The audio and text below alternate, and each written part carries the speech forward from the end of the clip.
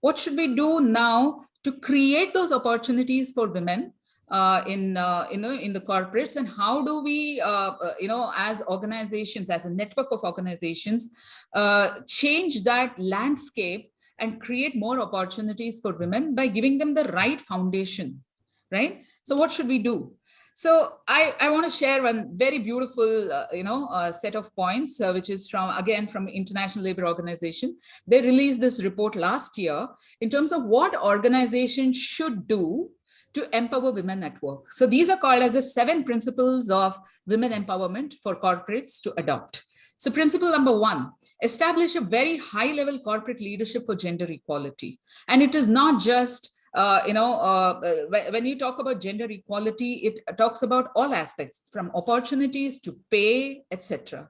Right? Establish a corporate leadership for whom it becomes a key deliverable and not just a tick in the box activity. Second, treat all women and men fairly at work. Treat all women and men fairly at work, no discrimination, etc. And support things like human rights, and also support women when they're going through the ups and downs. Not just women, every employee. In fact, we need to create supportive workplaces, whether it's for man or a woman.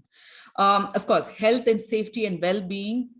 It's not just about 9 to 5, I go to work and I finish my deliverables and come back. Can we create, there was a point in time, I remember in the 90s and early 2000s, Ranjan, talking about anything to do with something that's bothering me, stressing me out, or I'm depressed about something. This was a taboo, right? Talking about your mental state or the stress that you're going through in life is a taboo, right? And it was looked upon as a inhibition or an inhibitor for growth in the organization. If I discussed about the challenges that I had, fortunately, those things are changing, and a lot of organizations today are creating environments within the workplace where women or men can go and talk about their challenges, identify the right solution for them that works for them, and helps them overcome that. Right. So talking about your, state of mind is not a taboo anymore. And a lot of organizations progressive organizations are creating these kind of dialogues within the organization, and giving the respect and the privacy and the confidentiality for women and men to open up and discuss about their challenges. And I think this is something that must happen more, considering the trauma that a lot of us went through due to the pandemic, right? Give more opportunity for people to, and create more empathic workplaces, right? Professional training, development, coaching is very important. So that's the 4th principle. Create opportunities for women to learn things like enterprise development, supply chain, etc., and marketing practices. What are happening in the marketplace? Why should a woman be confined to a specific kind of a role? Can we empower her to take on these kind of roles which are typically considered as a man's forte? Can we empower her to learn all these kind of skills, right? Promote equality through creating a lot of communities, advocacy, and rope in people who can be the influencers in the community, right? Who can be champions of these kind of programs.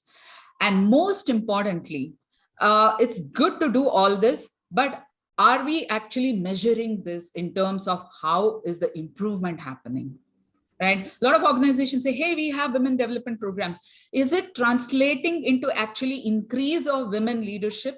The numbers of women the number of women leaders in your organization. So are we developing the right processes, mechanisms, etc.? Are we measuring the success? What are the KPIs for measuring something like this? Are we reporting this to stakeholders?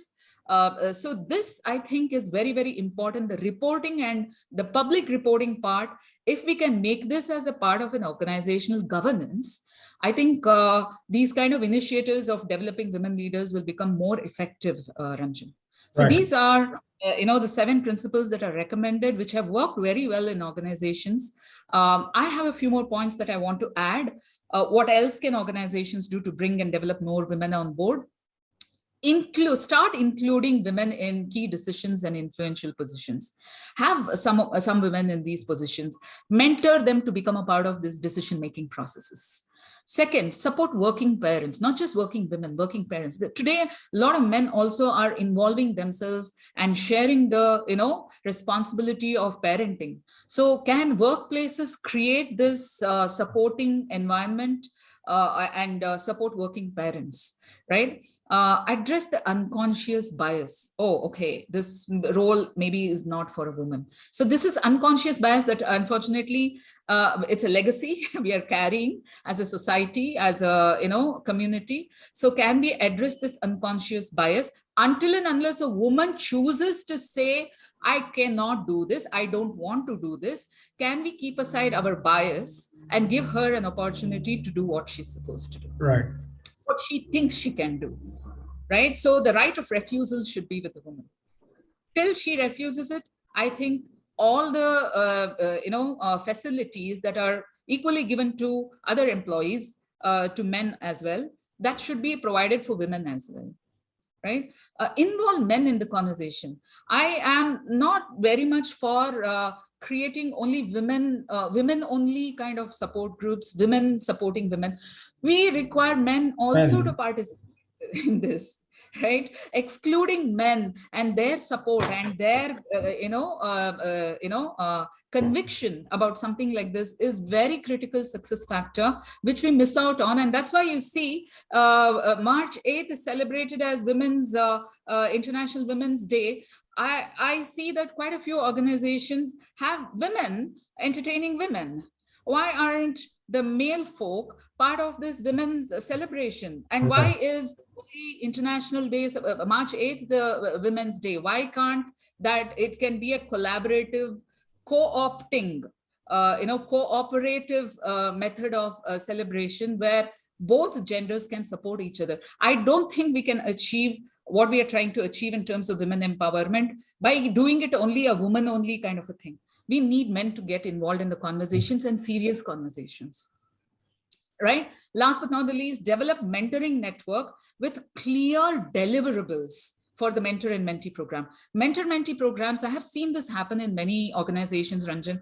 Mentor-mentee means, they find a meeting room, they go sit and there's a one-on-one discussion. Haal kaisa hai janab ka kind of a discussion. But I think we need to move away from those kind of mentor-mentee conversations to having actually clear deliverables, measurable programs which have a definitive outcome for the organization.